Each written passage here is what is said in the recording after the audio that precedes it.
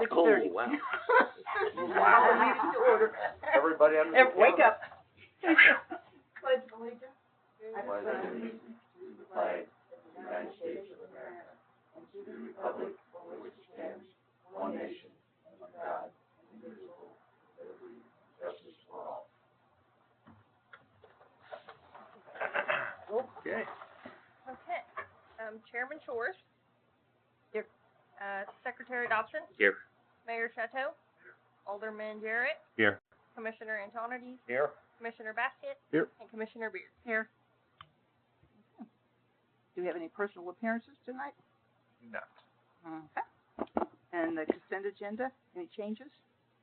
There are no changes to the agenda. Okay. The approval of the minutes of the December 11th, 2025 meeting. Has everyone had a chance to look over those? I move we accept. I had one thing, Larry, I want to bring up. Okay. Down at the bottom of page 6, it says the commission discussed the potential benefits of tiny home communities and expanding affordable housing options, acknowledging that while some members were hesitant, the concept could be beneficial given current economic conditions. I think you need to put some believed the concept could be, because it really wasn't agreed upon that it would be a benefit to the city.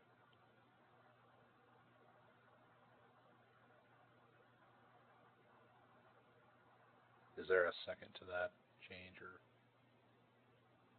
Let me see here, we had the motion, so that would be just discussion of the motion, so, we need to, how does that work then? We need to amend You'd have to amended minutes. approve the minutes with the amended changes. And just to make sure, Toby, did you get that? Okay. Thank you. Second. Any more discussion? All in favor? Aye. Opposed? Okay, thank you. Okay, no old business, no new business. So are we ready for topics of discussion? We are ready. We've Okay. got 3 topics of discussion tonight, and the first one will be Article 4, and then we'll go into Article 5 and Article 6. And what you'll notice is all 3 of these articles kind of tie together. So really they're kind of taking the place of what our current code shows now, just being Article 4. So current code within our articles have all residential and commercial zoning districts as well as their setbacks and everything. This one is actually kind of splitting it out to be a little bit, hopefully, more clear and more concise. One thing we've added that you'll notice within the first article, being 4, is that there's now a use table for residential uses. We've never had that before. It really just kind of says if it's zoned R1, then here's what you're able to do. And it kind of lists it out as opposed to into a table. But that is, I guess, the first. Well, I kind of got ahead of myself. I apologize. On page 11 in your packet, we will discuss kind of going through the use table. One of the items that I wanted to bring forward for discussion tonight is short-term rentals. Obviously, with the FIFA World Cup. And really, short-term rentals have kind of been not even a new thing, but it's been several communities deal with it in several ways, whether they, completely oppose it or are for it or want to find some type of middle ground. So as I was going through this, I wanted to propose short-term rentals in certain areas, but then have kind of the language here that I wanted to talk about the language first, and if the language is okay, this would essentially be added back into Article 3 that we just discussed last month. But obviously open for any questions or discussion on that. Again, that's on page 11 in your packet. Dylan, I'll start with questions. Okay. And I read this and it says within the city, but let me look here. No, 3 says a maximum of 4 unrelated guests or a family member are permitted. The code doesn't say nothing about if you live in an HOA community where their covenants and restrictions say that there would not be any rentals allowed. Sure. So, I'm assuming this is gonna be for those areas of town that are not HOA related. Correct. Okay.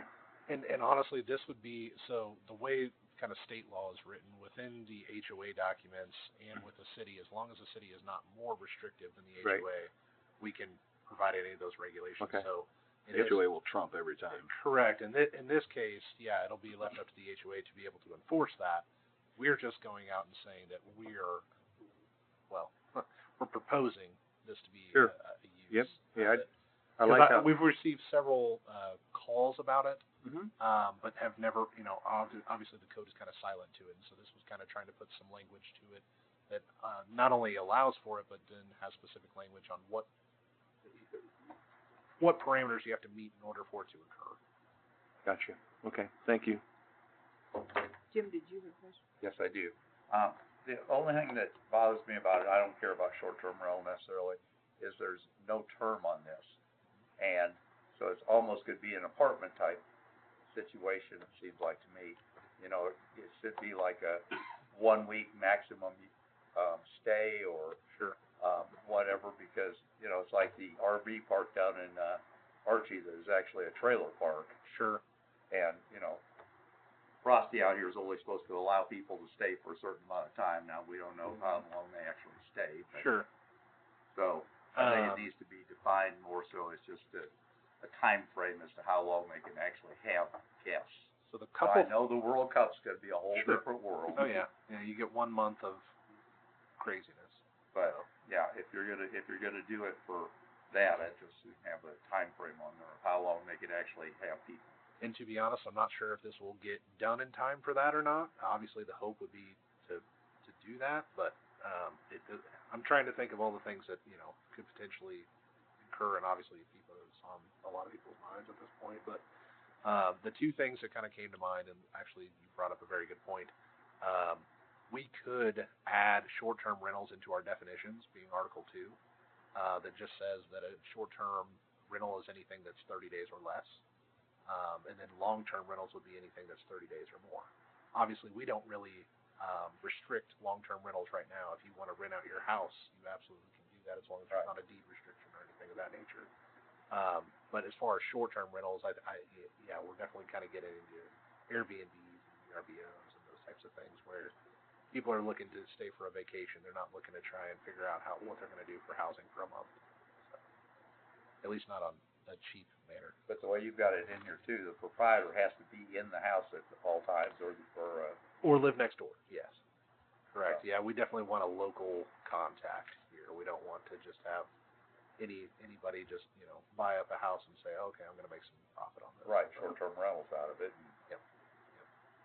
So I think that helps cut down a little bit. And I know Commissioner Dobson also brought up the issue of parking. Is just is there a limit to the number of parking vehicles that a single-family home can have? So we can also maybe implement that where essentially no more than 4 cars or no more than the number of spaces that a driveway provides. So if you have a 3-car garage, it's 6 parking spaces. I know.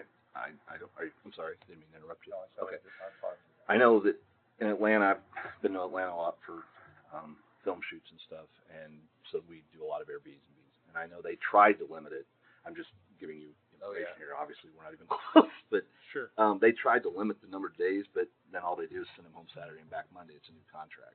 Sure. So they gave it up only because the amount, which it's a slippery slope, but the amounts usually charged by VRBOs are way more expensive Sure. than apartments. Now, you couldn't force that issue, but I just know they had a lot of issues there with it. And that was kind of the thing, and reason I left that off is because obviously, I mean, we can have it in there for more of a feel-good type wording, but I mean, to actually enforce it would be difficult. Right. That's what they. Because we're not sure when the rental began and when it ended, and if it's the same people or completely different, group of people, we don't know. Because all we're asking for is essentially that if a short-term rental were to be allowed, that essentially that person who is looking to do that gets a business license, and then there is an inspection that would be done by our building inspector, and just make sure that it would meet the ability to have a short-term rental. That's really all we're at right now. But maybe leaving the term alone, but the other option was parking. I don't know if we want to not to exceed the amount of parking that a driveway will allow, or if we even care. Honestly, I mean, there's a lot of communities where it's like essentially you're parking on the street, and as long as there isn't signage saying no parking on the street, then you can do it. So Yeah. Okay.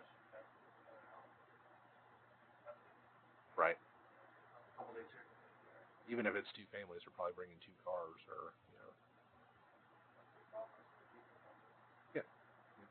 Well, and I did like that your maximum of 4, on number 3, the maximum of 4 unrelated guests, because that's what they ended up switching to, because people still have 6 or 7 or 8, but it is nice when there are parties and things happen to ruin it. Now you have something, actionable. So that does help a lot. Okay, with all the discussion here, interpret number 2 for me. The owner or local representative must occupy a dwelling unit. You don't mean at the same time as the VRBO is rented, you mean prior to them? So I guess that does open it up a little bit, because essentially it's who is the owner at the time that they're applying for the business license, because we're not going to go out and do a rental inspection, every time somebody changes hands or there's a new contract for a new guest. It's really once per year, if that makes sense. So essentially, first of the year, if they need to get a business license to have it for the whole year, we'll go out there and do the inspection.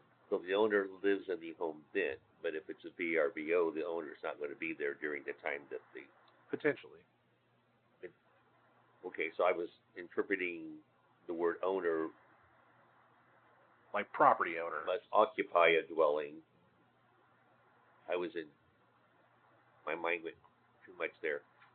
Like, not occupying it while it's in VRBO. Like Airbnb, I guess, that's what it is. The people are living there, and somebody else comes in and they're cohabiting. VRBO normally is the owner leaves the house, and these other people come in. Typically, yeah. Yeah. But I know, I've stayed in Washington, D.C., where the owner actually stayed on the main level, and then we actually stayed in essentially a basement. And so, not always the greatest situation, and it ended up being fine, but, that's also an option. Okay, so then the word must occupy refers to while it's being rented, or I would say essentially, if you're the property owner who lives in this dwelling unit, you're able to get the business license as long as you pass the inspection. There's no way to then say in a week that he hasn't moved out and done something different. But again, when he goes back to renew his business license a year after, he's going to have to prove that he's still living there, or his name's still on the deed. So it's living there. Owner of the home is living in that home, other than when it's being rented. Correct. Okay. Oh, yeah. I guess they're primary residents, unless they're, maybe they're going on vacation and renting it out, kind of like FIFA, right? Where they're gonna make a ton of money, but maybe go on vacation with that money. Okay, so I'm just saying, I misinterpreted number 2 by reading it the way it is. Sure. So did anyone else do that? I agree completely. Absolutely. It was very confusing to me, too. I was going to bring it up. I did too, but I liked it that way personally. I'm not saying I don't want to be that there when we the don't renters like are it, there. but I'm saying that most VRBOs and most people out here are renting, are talking about going on vacation, leaving their house for somebody else to stay in. Right. So that's what I'm getting at. Yeah. Which I feel like is fairly common. I mean, Yeah, that is. I mean, Primary residence, I like it. It must be Yeah. their primary residence. Primary residence. Maybe that's what we need to say. Yeah, let's change the verbiage if we could. So Toby on page 11, number 2, just should say the owner or local representative must occupy the primary residence on the same parcel and or adjacent parcel. I would say must be the primary owner. I don't know. Leave it open then for rental companies to buy those houses up and just turn them into VRBs. I do love the local representative. I mean, somehow, is there some way to say something about local, like we're saying, it's gotta be their primary residence or somehow, or they're a local resident. You know, if they did have a rental, it's still gotta be local. Like you said, I love when you said, we've gotta be able to get a hold of them. We're not gonna search. Yeah. We're not calling and Seattle. That's where the business license comes into play. Right. Like, that you need to have a name and a phone number and an address that we can actually contact. True. You should there be a problem. Right. Because really that information would need to get back to the police so that they have an adequate way to contact Right. somebody should there be a problem. Exactly. So I say, I'm just not really interested in some of those big old rich, Sure. conglomerate, places buying up all the property and then just turning into BRBs. And honestly, the way it's worded, I think if somebody's truly going to want to do this, they're going to ask about it because they're going to want to make sure that they're in compliance. They're not just going to do, and even if they do, they're still going to have to get through not only the inspection process but the business license as well. And I mean, what I'm going to look at is if it's your residence and you're saying I'm Larry Dobson and I own this property, that's my primary residence. I'm gonna look on Cass County GIS and make sure that that's accurate, and that's probably as far as it's going to go. I'm not going to say I need to look into your sock drawer to make sure it's Larry Dobson socks. Okay, I just wanted to be clear that I, as the owner, don't have to be living there, but that's what you're wanting. Well, at least you During to that be time. local here, or Be local, Yeah. or I want you to be able to be accessible. Right. Right. Right. And honestly, the way the accessible happens is through the business license. We now have a contact for you if we Yeah. didn't have one before. yeah, but if you But got if you're Larry gonna- Dobson, New York City, New York, you may Yeah. still not answer. Yeah, we're not going to have like you're not going to be able to list like the LLC. You're going to have to give some type of name on your license.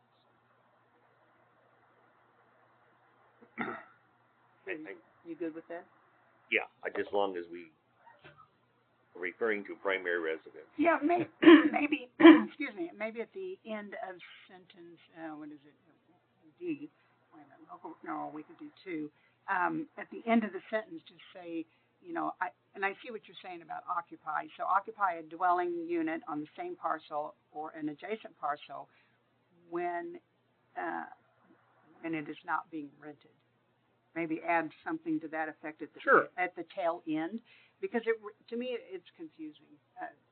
But I understand now what you're saying about the occupy, where that needs to be there. Yeah. But maybe just tag It's pretty on. much they just need to occupy it at the time they're applying for Yeah. the business license. Yeah, there you go. Or maybe say that.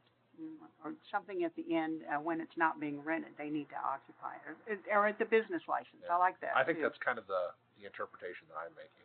Yeah. I just don't really have the wording. And that does Okay. make sense, because then you're gonna have a hard time, Yeah. if somebody from New York, they're never gonna occupy Yeah. it. They're gonna have a hard time proving they live there. Yeah. If they don't have any utility bills in their name. Well, they're going to have to try and figure out how to let you get in for an inspection. And it's like, well, yeah, I got to fly out, and Mhm. we'll have to meet you on this day because I can't get out there for a week. Yeah, there you go.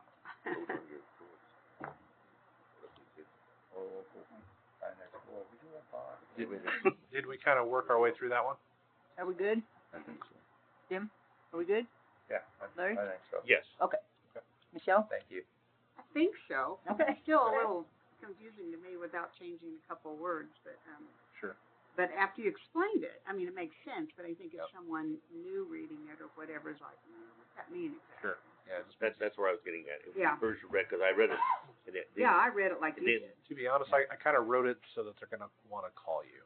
Oh. You know what I mean? Like, Okay. because I don't It's a want little more somebody. strict, I don't want somebody Okay. to just like do an Airbnb because it now says in the code they can. Yeah. I want them to kind of call and make sure that they are following everything that's Okay. there. So, and then that kind of notifies us because obviously I can get on Airbnb and just see if there's anything in peculiar, which makes it pretty easy. And I don't think there's a whole lot right now, but if there was, then it would give me a lot of teeth to be able to go in and find out whether or not. So. Oh, do they really?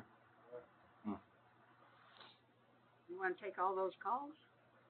No, there's not I going to take be a lot that of calls many. anyway, so it's okay. Okay, let's move on to. Real quick. Just on number 4, real quick. Nothing Yeah. to just spelling correction. Business license, yo. Yeah, it should be 2. You're right. Yo. Yep, you're right. That's it. Good catch. Number 4. Obtaining a business that same one, units, I think it should be units must be inspected. Isn't the B left out?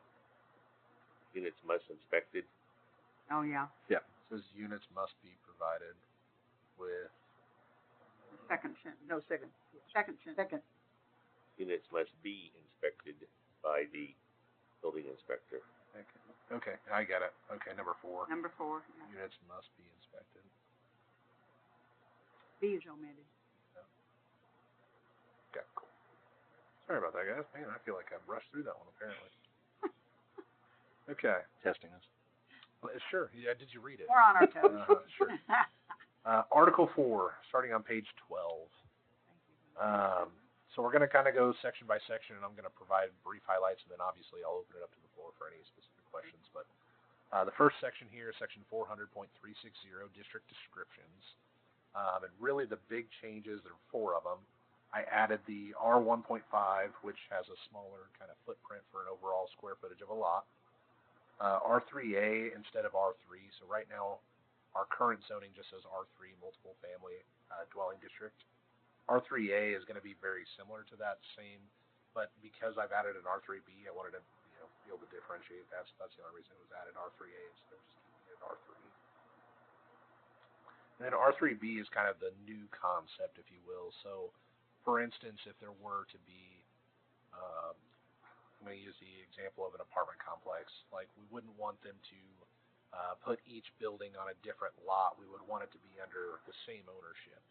And so R3B would be the zoning that we would use to essentially have all of the buildings on one lot or tract to essentially prevent, them piecemealing or selling each individual, unit to another person, causing a lot more havoc and issues for us on our end to try and find out, who in California owns this lot or who do we need to contact to fix it. Instead, it provides one contact, which will generally be a clubhouse or something of that nature, or a leasing office. But the R3B would be what I would hope to use if there was ever an apartment complex to essentially, even kind of like the senior living component that is just to the west of Price Chopper.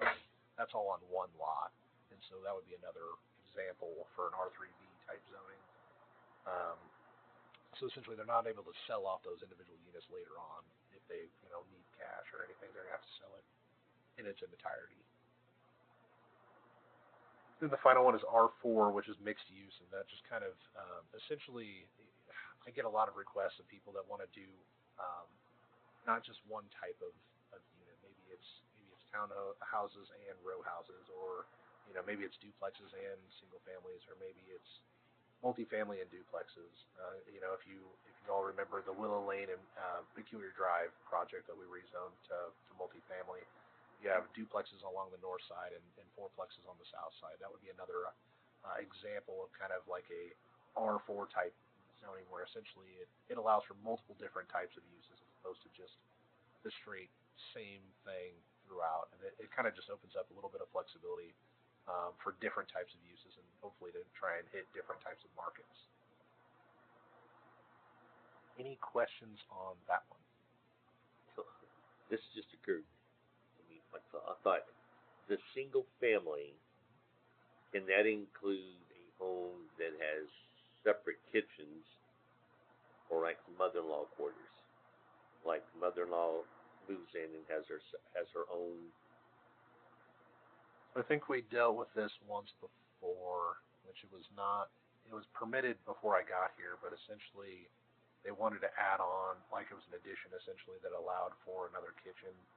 And the way I kind of look at that is it's still a single family. Like, for instance, my parents, they finished the basement and did a kitchen and a laundry room. It was like essentially another living unit in the same single family dwelling, but it's essentially the same blood people living in the same house. I guess I still look at that as a single family home. Okay, that's what I was wondering because I think we're experiencing more of that. Mm-hmm. Yeah.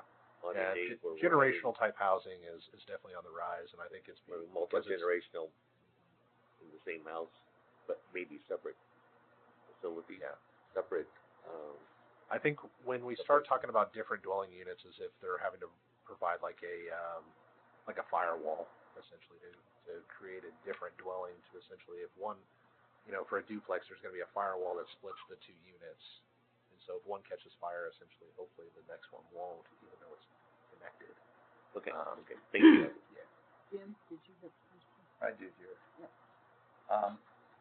I, of course, was one of those who was fighting when they lowered the lot sizes to 8,400 square feet. So I personally am not satisfied at this point in time with R 1.5. Also, to me, R4 is a PUD thing, and I'm not real fond of PUDs because of what we've had before. So that's just my feeling on those two. I understand that developers come in and say, oh, we can't build because, can't put that much acreage out there for people to put bigger lots on. And I just don't want to see us shrink down to where it's over crammed. I mean, with J Highway and C Highway, I don't know if they're expandable because they are already pretty slim in getting traffic around. 211th Street needs to be widened when timber, whatever it is, comes in, because they've got a lot of houses down on that north end down there, and it's going to be real tight on that. And 211th and J Highway is a dangerous intersection anyway. So I don't know if we have the ability to expand our major artifact streets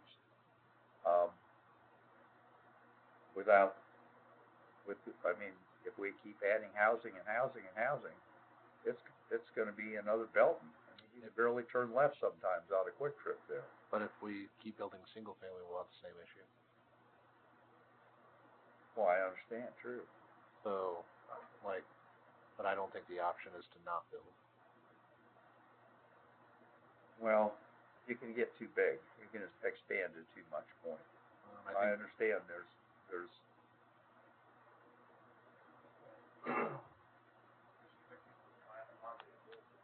no, but if we lower the lot sizes, it's gonna cram it about a lot more, because I guarantee you, Larry, if you could put a lot more houses onto a little area, wouldn't you do it? Well, I think the opportunity for someone that doesn't have as big a wallet, and wants to and can afford a smaller lot and a smaller home as a starter home, we ought to give them that chance. Yeah, but I'm not sure that it's going down any, Tony. We don't know. That's hypothetically speaking. If there's, if I was 23 years old and just got married, I couldn't afford the house I live in right now, but I could afford a small home, somewhere in this town if I wanted to, if it was available to me. We shouldn't take away from someone that's wanting, either even us right now, and reducing the size of a home. But if you have a young family out there that wants to start a home, we ought to give them the opportunity.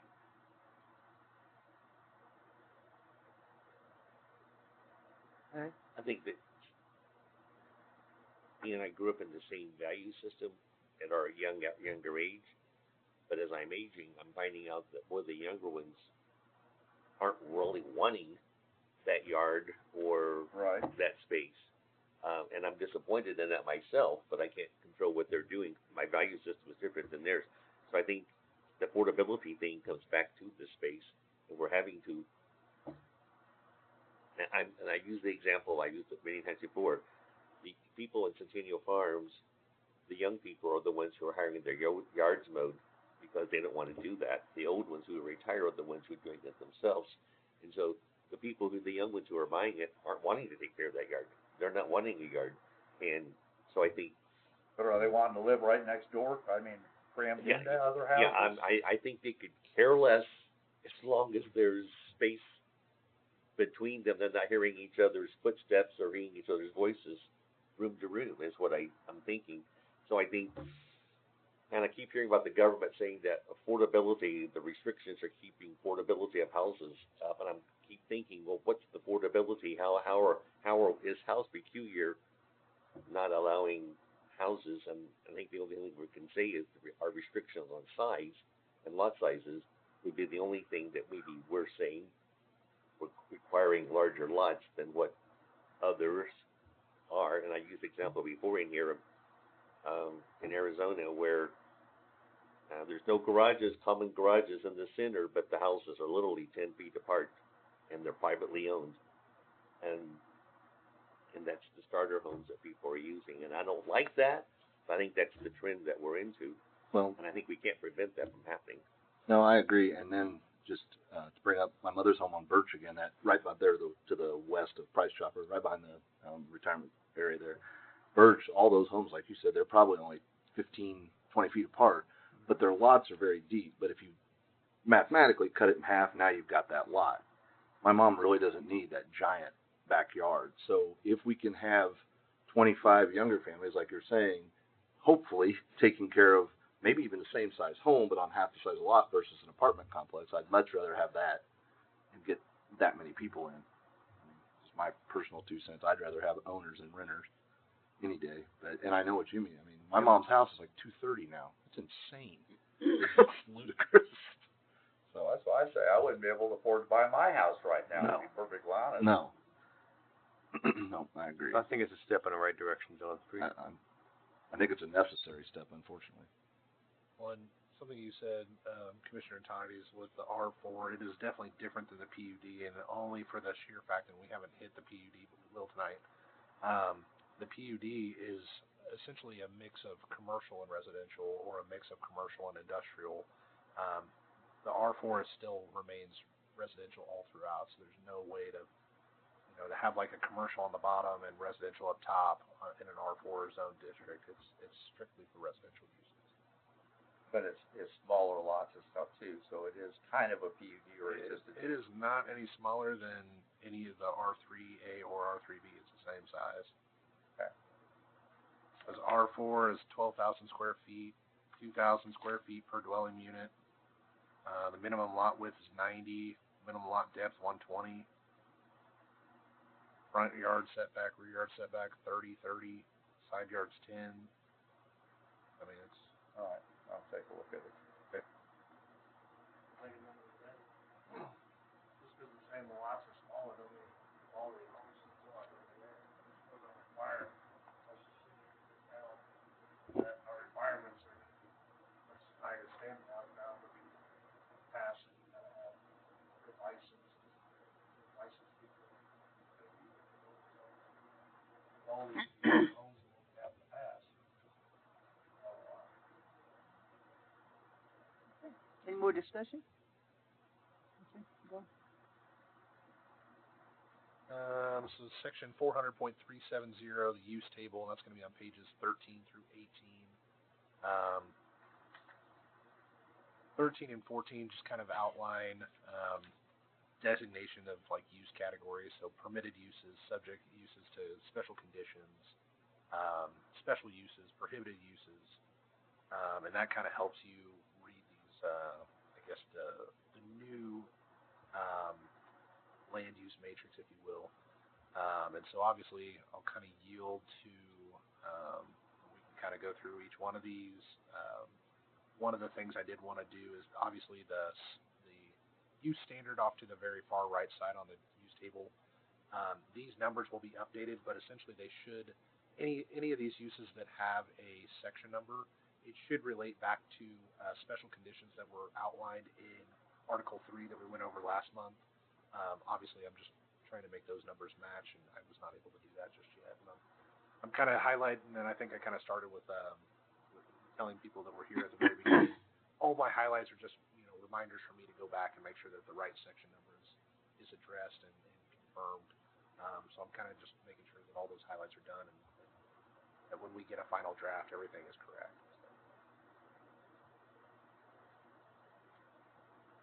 I will yield to any discussion on this.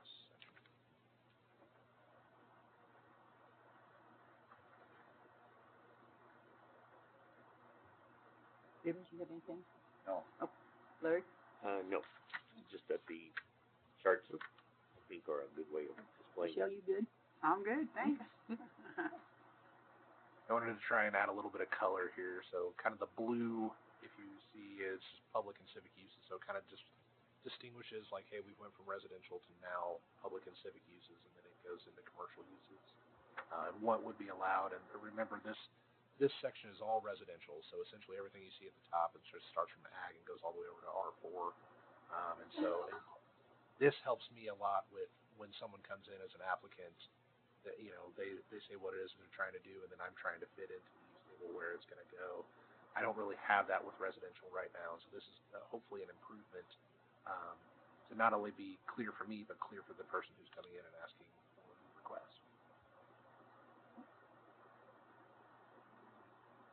Anything else on that one?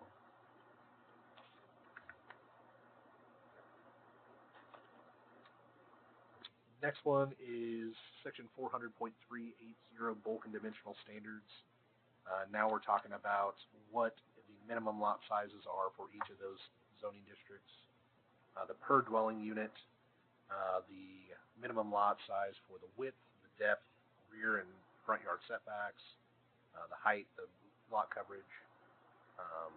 Obviously more than happy to discuss. I know R1.5 was kind of the topic of discussion a couple sections ago, and so I'm happy to walk through that one if you would like, or if there's anything specific you want to walk through. I just disagree, so I'm not even going to say it. I guess I wanted to, there was a good question by Commissioner Dobson. There was a question on lot widths and lot depth, and so specifically for R1.5, his question was, well, the math isn't mathing. Why is it a 60-foot lot width by 100-foot depth, but then you have to have 6,500 square feet minimum? It's not an either or. You have to do both. So essentially, you can do a 60 by 100 square foot lot, but you have to also meet the minimum lot square footage as well. So that's kind of the differentiation.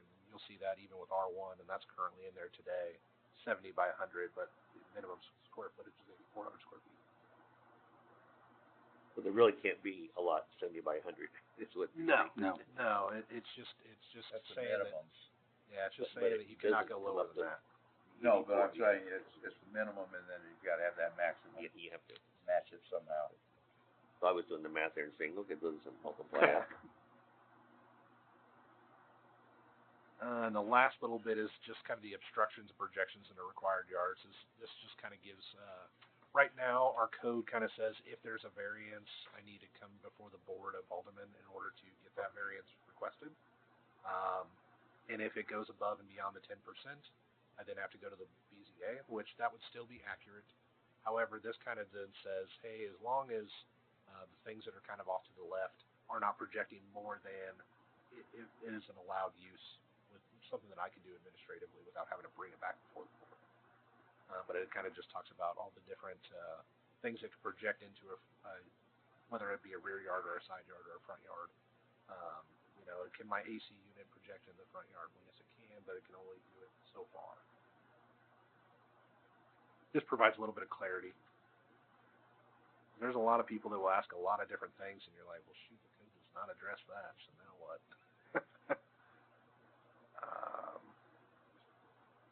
Any questions on those? Okay. Section 400.390, additional regulations. The biggest change with this one is the keeping of animals. If you all are not aware, the school district has created a new club, which is essentially beekeeping. And so, obviously, to try and maintain some type of regulation with that, this is my attempt. Obviously, I don't want to inhibit or prohibit bees in the city if I don't have to, especially if it's something that's going to help kids, you know, kind of gain further knowledge or education. But it also is for anyone who also wants to have bees in their backyard or a larger lot or something of that nature. So you will see bees kind of being highlighted in there, as well as chickens. The biggest change there was chickens or similar fowl are permitted in agriculture, RE districts, or an R1 as long as the lot is 2 acres or more. Which is still very consistent with what we have now. I think it only talks about is pretty much if you have 2 acres or more, you're good to go. So this just adds a little bit more clarity to that. I'm with. Any questions or concerns?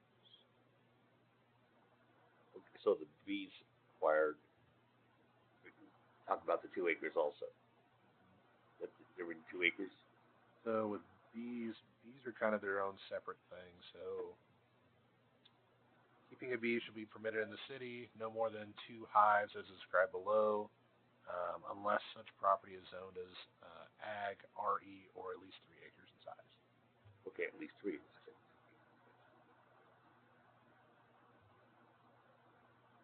Dylan, Yes. to me, not that I care either, but I know that there was a problem with some of my neighbors Okay. who has bees, Okay. and they were swimming to flying to my other neighbor's pool, which was 300 feet away or so at least. So I'm thinking 5 feet from the lot line is pretty dang close, especially since you've got 3 acres to play with.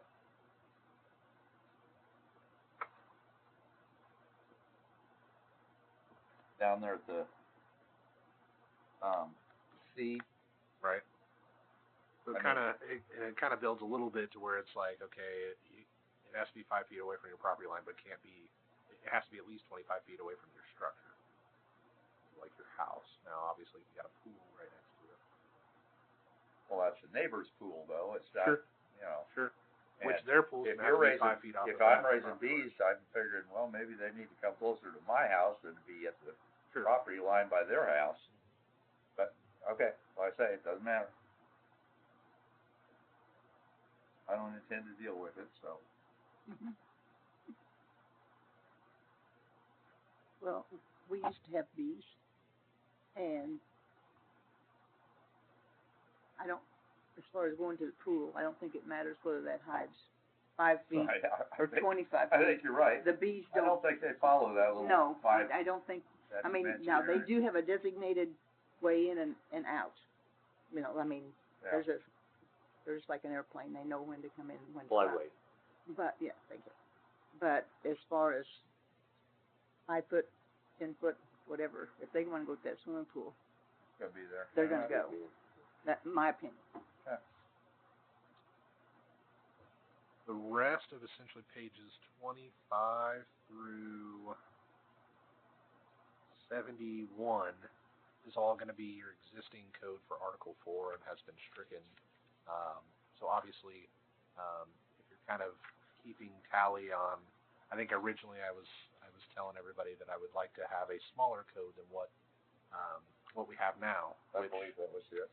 that is still if you look at pages 9 and 10, we're actually less than right now with our current. So I'm still trying to. I don't know if it's all going to tally out the right way, but we're trying here. So with that being said, we're going to start in on Article 5, page 72. And Toby, if you'll make a note, it should say district description instead of use table. So it's 400, 420. It should say district description. Instead of use table, Yes, because use table is actually right underneath it. So I'm not. That was a. but when you print this, it will. I can't even claim fat finger. It just. I don't When know. you print this, you'll change it, of course. Yes. Yes. But I just wanted to let everybody know I did make a mistake and I'll fix it. I know. And none I of know. us caught that one. Out of all these pages, I know there's a couple more than I would have anticipated, but with that being said, with this section, I've added in PO, Professional Office District, C2, which is kind of a regional commercial district. We're still planning on keeping C1, which is just general business, but your regional commercial district is going to be more of a shopping center, kind of if you would, like if the Sanders Center were to come, and try and build something different, I would consider that more of a regional type use as opposed to, just a standalone or a small multi-tenant building. And then you'll see T&Z, which is Transitional Neighborhood Zone, and BP Business Park. So those are kind of the 4 new zoning districts, if you will, comparatively to what we had before. So I'm obviously more than happy to talk about any of those more in depth.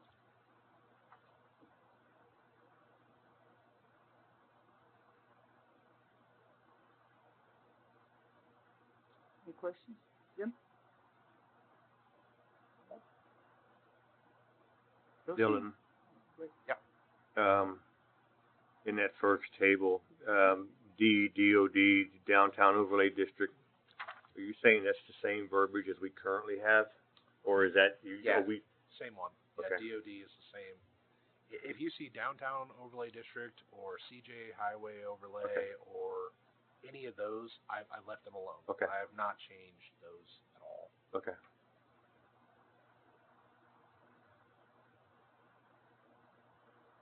The next section will be 400, 430 for use tables. And then I wanted to point out, everybody should have a booklet in front of them. If you look, it should say like codes, land use table. I think the latest land use table that was in there before we changed it out today was in 2014. So you should have the brand new one, the one that was approved in July of 2025. I wanted everybody to look at that because that's the 14-page document that I keep referencing, and this is the document that I'm referencing currently. Yes. Are you referring to this? Yes, that is Oh, you're correct. talking about that. Oh. Okay, look at which? It should be like towards the back, but it'll say like land use matrix.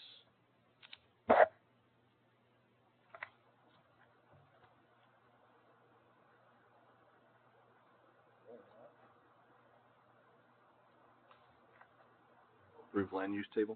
Yes. Very last tab, or second to last. Under approved, it looks like. Got it. Essentially what you'll see there, though, the biggest change we made recently was the marijuana uses, and actually adding those to the improved land use map, or matrix. So that's all there, and that's current code today. What I have proposed here within Article 5 is kind of the new land use table, if you will. And the hope here is that it kind of provides a little bit more flexibility, not being so specific. Because as long as I can kind of determine a use that would be valuable for the city, we can kind of, instead of having to have a video store or, a 2-pump gas station, not to say that there's actually a 2-pump gas station there, but to kind of differentiate, like, it allows me to do a 3-pump gas station without necessarily having to be so specific that I can't do anything. So this kind of opens me up to be able to make a determination as the development services director and bring it to you and kind of explain why that use falls within this table. Right now, our current land use matrix essentially says if it's not, right on the button what it is, it doesn't really give me the ability to say yes. And that's where we hear a lot of the gripes. It's, well, it's close to this, and it's like, yeah, it's close, but because it's not specific, you're not going to be able to do it, and here's why. So I'm hoping that this change will allow for a few more businesses to be able to come in here because I can make a determination that it lands under one of these uses without being so specific that it kind of makes them not able to build here. So that's the biggest change here. Is just you'll see a lot less uses within this table, the more generalized uses.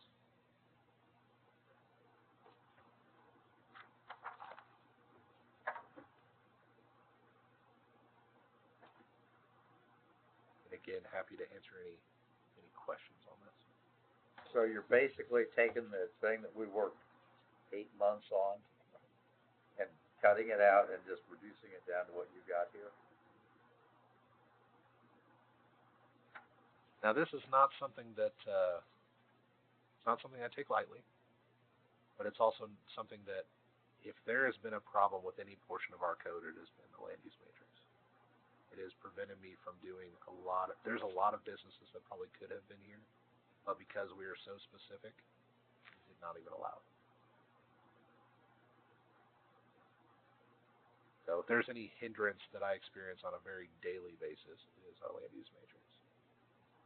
And I'm also having to then say, I need to call you back because there's so many uses that I'm trying to rack my brain about, is there any possibility that I can get this one to fit? Because the last thing I want to do is tell people no, but that's generally what I'm saying is no. Yeah, we left a lot of flexibility in that, but also determined every vehicle or every probable business that could come in. Sure. And I understand there are some mixed businesses, Oh, sure. Yeah. but at the same time, I mean, if you just put it as a kind of a blank thing, then you can't prevent a lot of things from coming in. I mean, that's why there's still special use permits. That's why there's still prohibited uses in certain districts. I'll say I'll have to review it because I didn't realize that you were overwriting the whole other thing. Yeah, I mean, Jim, I've been very upfront that since I got here, that land use matrix has been a pain to deal with. And if you're not administering it on a day-to-day basis, it's very difficult for you to understand. I'm sorry, that's the only way I can put that. So we're trying to provide more opportunities. My hope is to be open for business. That is my hope. And there are people that own properties, lots of properties. Nothing falls into the figures of it, so they own it.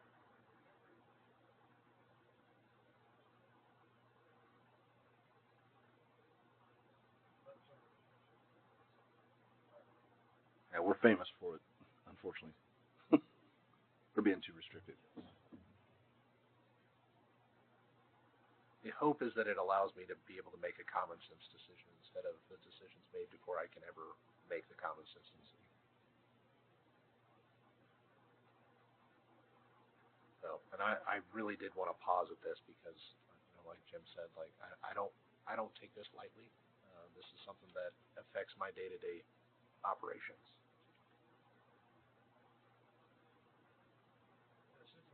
Makes the right now there's so many different all me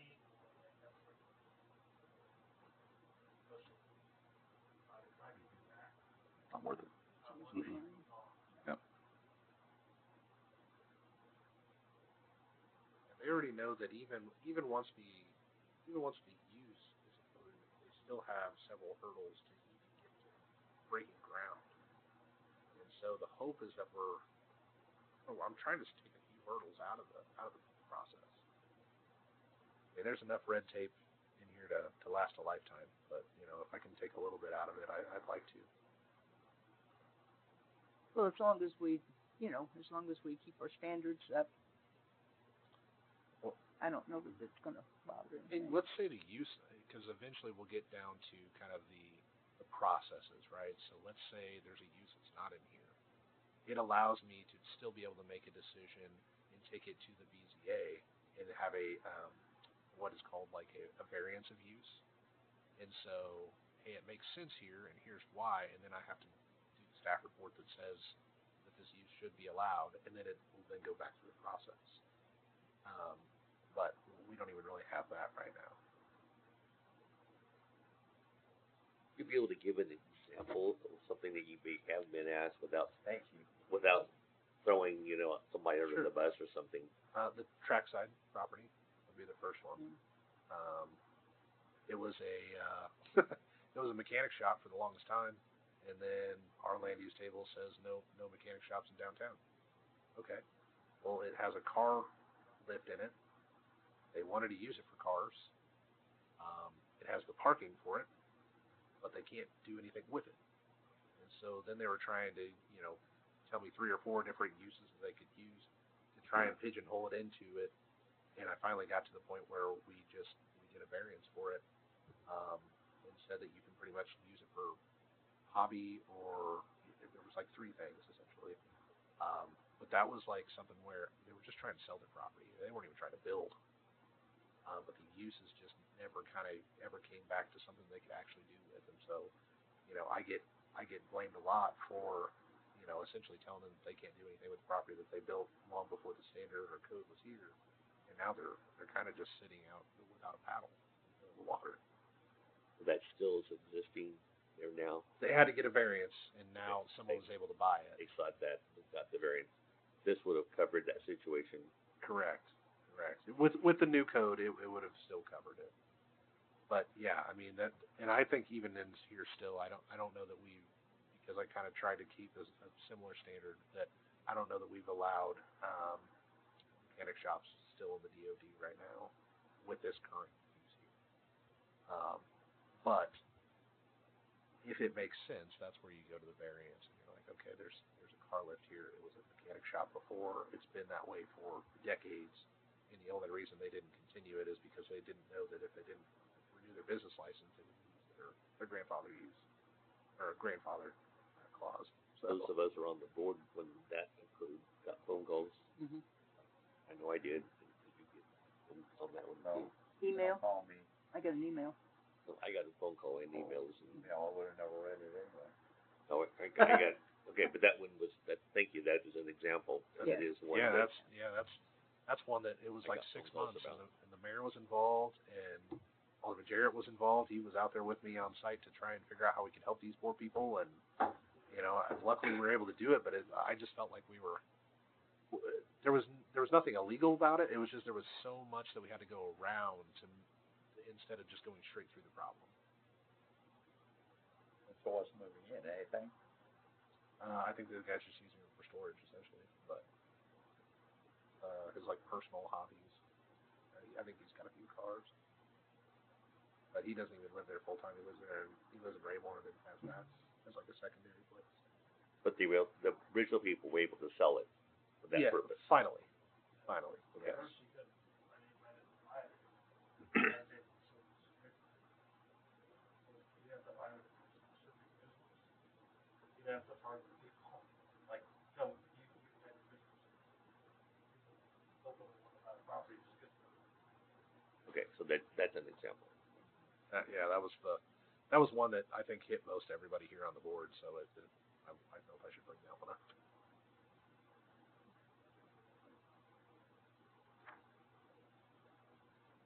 More questions?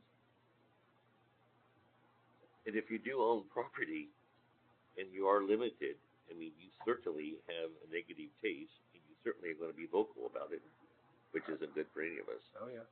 The realtor, I guess her dad used to be a mayor in another town, and so she was kind of playing a game, and there was a lot that went on. There's a lot that goes on in the background that before I ever bring anything to you, it's months worth of background, going back and forth before we can actually land on something that is agreeable. It takes a long time, and there's not. I wish I had a rubber stamp, but I do not. There's a lot of work that goes into it before bringing it to you all. So I hope that's kind of kept in mind when you see future projects. That in order to bring something to you, I do not take it lightly, and I try and ridicule it before you guys can, because I want to be able to answer the question if there's a question to answer. So.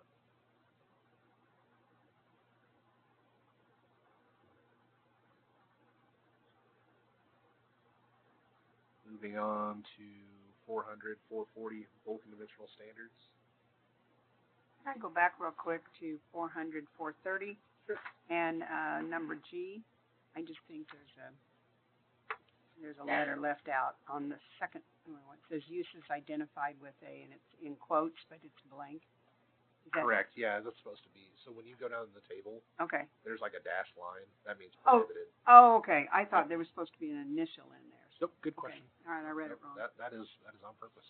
Okay. Yep. I'm paying attention.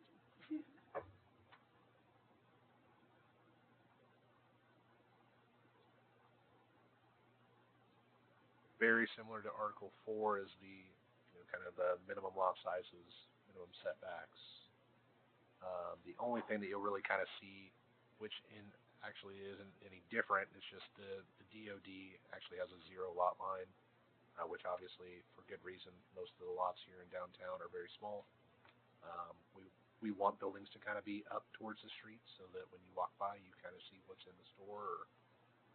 But everything else generally has a fairly common 30-foot setback, except for T&Z, which T&Z, I didn't really get much of a chance to explain it, but essentially a T&Z is the Transitional Neighborhood Zone District, which would allow for either a commercial property or a residential use to occur at a property. They would have to rezone it first, but it would essentially be, if it's a commercial, professional office maybe, and it's in the middle of housing, it needs to look kind of like the character of the neighborhood, if that makes sense. So they're not putting an all brick, 3-story professional office building in the middle of, our downtown. Like that doesn't necessarily jive with any character that we have there. But that's kind of what TNZ would do, is that it kind of provides the ability for infill development, as well as, let's say, I mean, a lot of our houses are getting older, so if there was ever a demolishment or something of that nature, somebody could come in and either, you know, I mean, a lot of people like neighborhood grocery stores or, you know, neighborhood small stores that they can just walk from their house and not necessarily have to hop in a car. That's kind of what TNZ does. It provides that ability. Now, it doesn't have to be commercial. It could just be another house, which is fine, and it just meets those setbacks. So,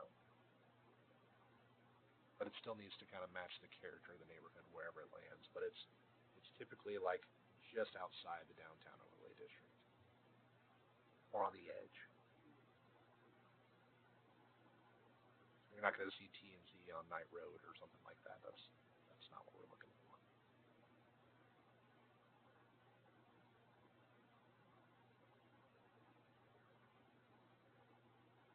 I think the charts are helpful. You like the charts? To me, they're easier to read. Yeah. I agree. Our current code just has a lot of words in it. And I don't know about you, but like I read a lot anyways, but it is nice to just have a number and not necessarily have a spelled out number plus all the extra things that are just in, they're not even bullet form. They just go down to the next space and then you're filling in another bit of information. So when I get calls fairly regularly, it's like, hey, you know, what can I do with, I want to try and build an accessory structure. How can I do that? Well, right now, there's so many different places that I have to go, and then I have to read like paragraphs in the code in order to get them the answer that they want, as opposed to just give them a number. You know, what are the setbacks for that? Well, here it is right here. Hey, if I do a lean-to, what is the setbacks for that? Well, here it is right here, and here's an exception that I can give if you do that. It just makes it a lot easier for me to read and a lot easier for people that are not used to reading code to read. And I'm hoping that as you're reading this, you're like, okay, it's helpful comparatively to what you've seen prior.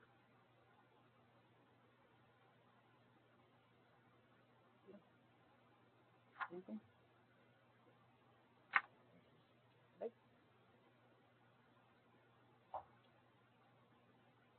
There is not really anything additional other than for your additional regulations, which I need to change that, the section number for additional regulations. What page are you working into now? 87. Thanks. You're welcome, sir. So it should be 400, 450, 410, 40.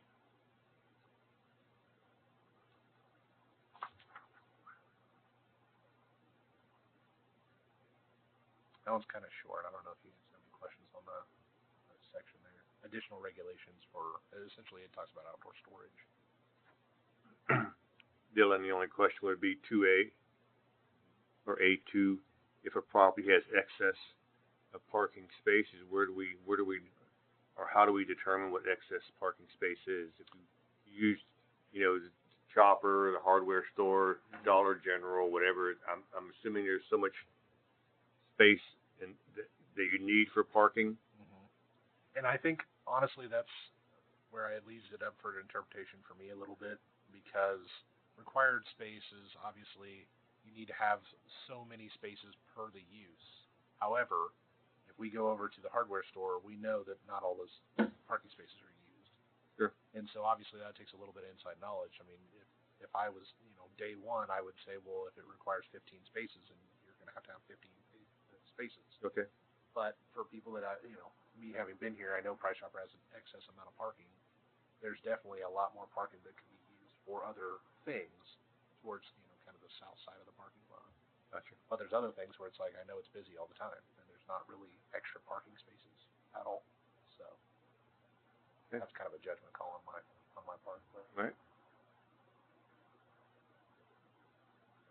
For example, when we did the Dollar General, when he had to come in because they had less than 50 parking spots, and we had to do they're saying that would not have come to us in this situation.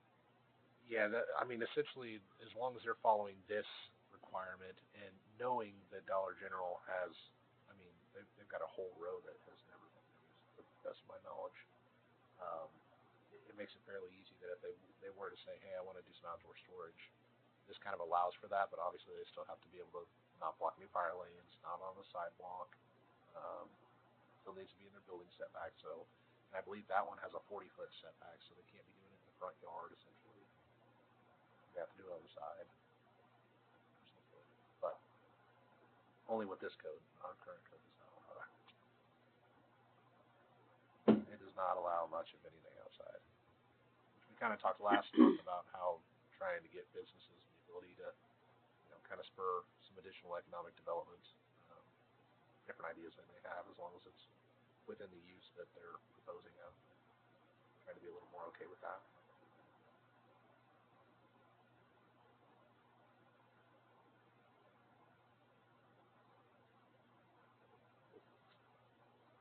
You good?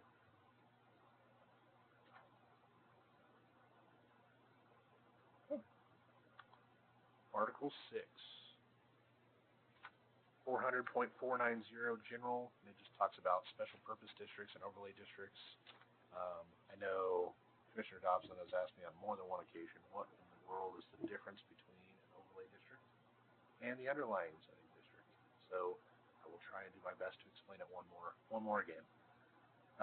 So for instance, the downtown overlay, it's an overlay that essentially has requirements for building design standard, parking requirements, setbacks, those types of things. Underneath that zoning district, they're all zone C1, general business district. So for anything that isn't necessarily encompassed or covered by the DOD overlay, that's when the underlying zoning comes into play. And so let's say setbacks aren't necessarily addressed in the DOD, it would actually then be the same setbacks for the underlying zoning district. But if there's an overlay, essentially that is the encompassing, or the first thing you look at for the requirements for any time that a business or a use wants to go into, let's say the downtown overlay district. If that section doesn't speak to it, you then go to zoning district that's underneath it and see if it speaks to that. But you're always going to start with the overlay as long as there is an overlay. And again, on that map, the overlay is going to be any of those crosshatch sections. We have a lot of them.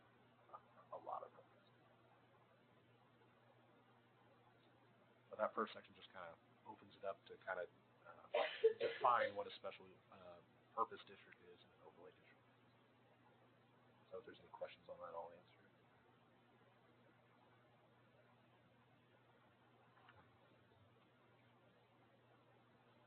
The next section, 400.500, is P, Plan District Overlay. The big thing on this one is essentially with the Plan District Overlay, it can be added to anything with an R, a C, an I, or B. So it wouldn't be TNC, professional office, but it would be any of the residential, commercial, industrial. Typically, with plans, overlay districts, it's kind of asking for one thing to get it. So, kind of the first A1 talks about the overlay district will provide latitude and flexibility in the location of buildings, structures, open spaces, play areas, and roads. The Planning Commission and the Board of Aldermen will use the requirements and standards for the base zoning district as a guide in approving a P district. So, if someone wanted to do an R1P, essentially we use R1 standards as a guide, but then they would be able to say, okay, we can get everything except for the front yard. We really need to get that to a 25 instead of a 30. And here's why. And then they would also say, in exchange, we're then going to provide more open space or more amenities or those types of things. So it's kind of a, if you do this, we will do that. But that was kind of an example for just like an R1, which there can be an example for really anything you like. But that planned overlay district is really going to talk about differences in lot sizes and differences in setbacks. Those are the biggest thing of a planned overlay district. Different from a PUD. Now it will still have like a development agreement, just like anything else that you've seen. But a PUD really starts, and I'll kind of get into a PUD like right after this, but a P can essentially be added to any underlying zone right now.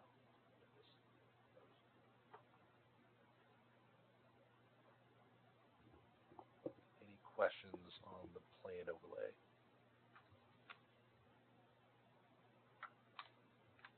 I mean, just minor here, I don't agree with the whole thing anyway, but on your non-residential amenities, to me, bike parking facilities, I don't know what that is, and ornamental parking lot lighting don't seem like real strong amenities to me. And I think that's where, again, the planning commission kind of gets to determine what is feasible and what is not. So if they're going to go for the lowest thing, I think that's where it's kind of a negotiation a little bit. Where, okay, you're asking for this, but really, so if that's what you want to do, we'd really like to have a gazebo instead. Okay, is that feasible? Sure, yeah, I can do that. But that's, I mean, you literally stand right here and say, yes he can or no he won't. And at that point, let's say he agrees to that and the gazebo's not on the drawing, they're going to have to submit that to me before it can go any further. I'm not going to have it keep going and not be on the drawing. You're saying the plan district overlay would have to come before the planning and zoning board first? Yeah, so just And then, like anything, it'd be a rezoning essentially. okay, So Now- if it's already R1 and they want to do an R1P, that's a rezoning, so it would come before the planning commission. Absolutely. I mean, you and I had a major kind of disagreement on the, I keep wanting to call it Timber Creek Road, what's the? Woodland Trails. Woodland Trails. Yep. About where they changed from having a lake as an amenity to 2 detention ponds and either a pickleball court or a walkway, I don't know which it was, which to me was a major change in the situation, but we really didn't get to say much about it. And that's where you felt like it wasn't that big a change, and I did feel like it was a pretty big change. And I wasn't part of any of it, so I mean, I Well, don't- but yeah, but you did say that you. Sure, and this is speculation on my part. I mean, yes, if they said that there should be a lake, and then they find out that there can't be because they engineered it and said that it's not possible, well, then that's what it is. I mean, we're not gonna hold your feet to the fire and say, oh, sorry, you're gonna just waste your money because we're not gonna let you go without filling it with water. I mean, there's got to be some type of flexibility that we can do. If you can't do this, then can we do that? Because obviously they're gonna save money by not having to maintain a pond. Oh yeah, but we didn't get what I felt like was that what they originally offered, and then And all in of our a sudden current it's going off without it. in our current code, you wouldn't get that anyways. It's just they're going to do what they can do, and we don't really have any recourse for that unless it's just we're not going to approve it. Well, you wouldn't have anything Plan. here any different. What If do you they mean? said they were going to put in bike paths and bike lanes and all this stuff, and then they go, yeah, there's too many trees back there. We can't do that. We just want to put in a pickleball court over here on the far side. You're still in that position where you've already agreed to the But I think preliminary plat. a lot of the things too that we're talking about, like because we talked about parkland dedication, right? And how you guys have kind of been speaking for the Parks Department and the Park Board on amenities like that. I think in all essence, anything amenity-wise should kind of go before the Park Board with their recommendation to you before any of that, because obviously, especially if they're going to donate land or maybe they want to make a public park, and that's one of the amenities that they're actually donating to us, or maybe one day we need a new peculiar elementary. Who knows? We're going to have to be able to have some type of playing cards to use. Correct. This just gives us that ability. All the amenities are not for the park board. The park board receives a payment for each house built, going towards that, and they are supposed to receive some kind of dedication. But that payment will go away, if that makes sense. So it's not going to be every time a house gets built, because if it takes 5 years to build, you're getting that payment over 5 years, as opposed to any lot that is within a specific specific plat, they're gonna pay for that up front. The developer's going to, not a builder. But we're trying to get our money a little bit quicker and a little bit more easier to budget for our standpoint. I know that doesn't answer your question, but that's kind of a clarification on that round.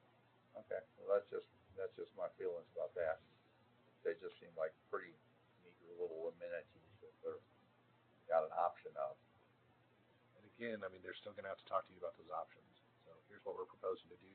Yeah, for but the if it's written down and says you have to do 2 of these 3, and those 2 are 2, it doesn't say. But if you take these 2 bottom 2, we're gonna be able to work a different agreement with you. I mean, that's where we kind of disagree, is the fact that you want less verbiage, and I think it needs to be defined well enough that people understand it, and it's not left in a murky areas to a definition from one person. And I mean, not to say that you won't be here for a while, but you're probably the 9th or 10th P&Z director I've worked with here. I know, and you pride yourself on that. And I do think the factor that, different directors translate things differently. Mm-hmm.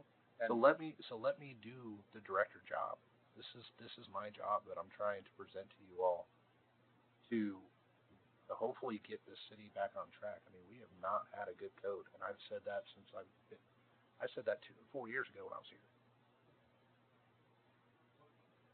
You're saying basically, send us something, that way we, like Twin Oaks is just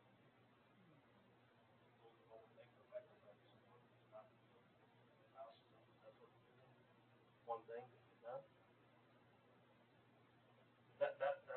That far in the process. Well, yeah, that was on the city to let that one slide that long. Well, and again, we've got development agreements that will spell out what that is. So if they're not going to be able to do that, they're then going to have to go back.